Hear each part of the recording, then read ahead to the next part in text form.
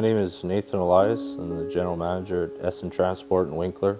Born and raised in Winkler all my life. 2008, I was married to my wife, Lexi.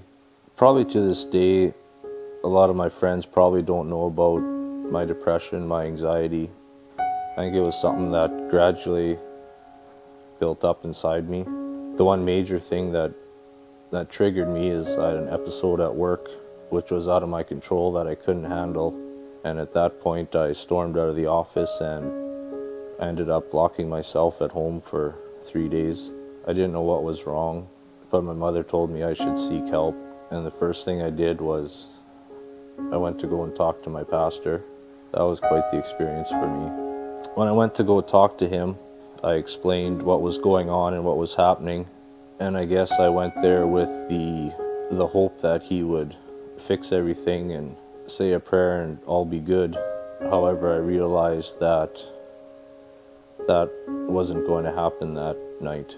When I left there that evening, I was almost more upset and disturbed than when I got there, because I figured if the pastor and the good Lord can't fix me like that, who can?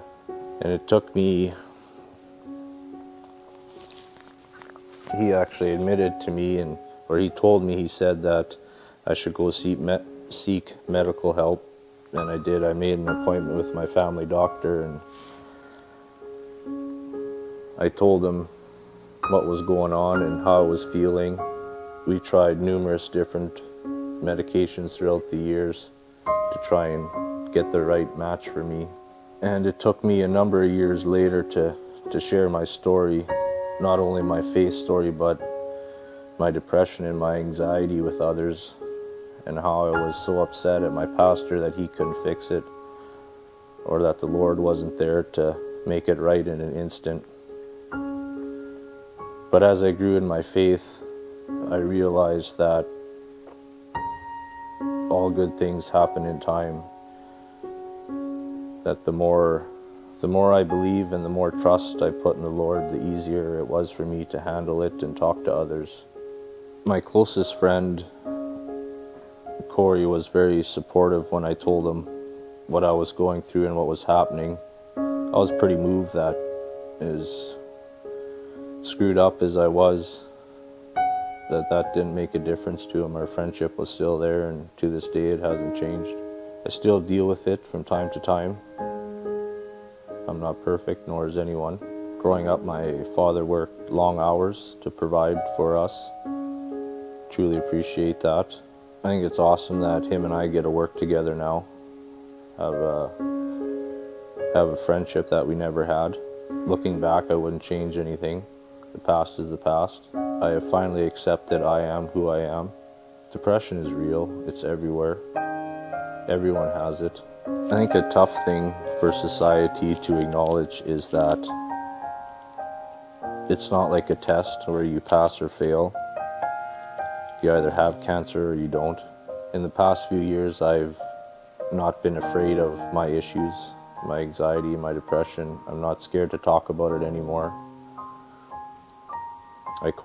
Quite often I bring it up when I'm out in public or meeting new people.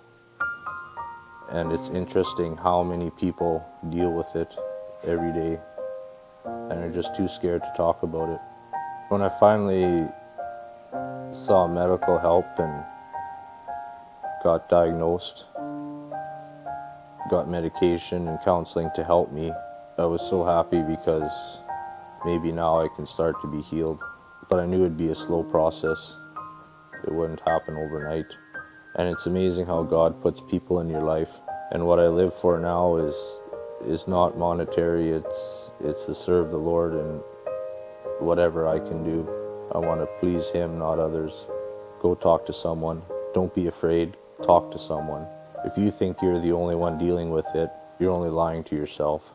Live one day at a time. Worst thing you can do with someone that's depressed is force help on them. Just let it go and let God deal with it. I don't believe it's a weakness. Healthy people get cancer. I believe I'm slowly overcoming that. Deep down inside, we're all the same. We all need each other.